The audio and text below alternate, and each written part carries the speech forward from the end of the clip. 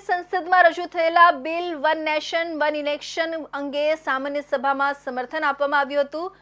સામાન્ય સભામાં one nation one ઇલેક્શનના બિલને સર્વે એ આદરપૂર્વક વધાવી લઈ તેને સમર્થન આપવામાં આવ્યું હતું।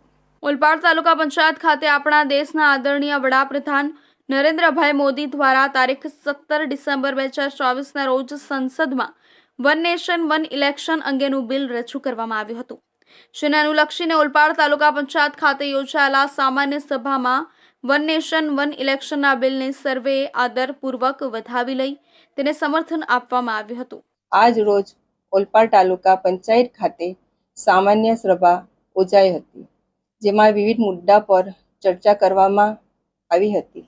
17/12/2024ના રોજ સંસદમાં એક રાષ્ટ્ર એક ચૂંટણી બિલ રજૂ કરવામાં આવેલું હતું, જેમાં સમર્થનમાં આજની સામાન્ય સભામાં તમામ સભ્યો દ્વારા સમર્થન આપી સર્વાનુમતે ઠરાવ પસાર કરવામાં આવેલ છે।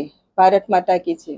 આ પ્રસંગે ઓલપાડ તાલુકા પંચાયત પ્રમુખ નીતાબેન પટેલ, ઉપપ્રમુખ કિરણભાઈ પટેલ, ઓલપાડ તાલુકા ભાજપ સંગઠન કુલદીપસિંહ ઠાકોર, હેમુ પાઠક, સુનિલ પટેલ સહિતના ભાજપ આગેવાનો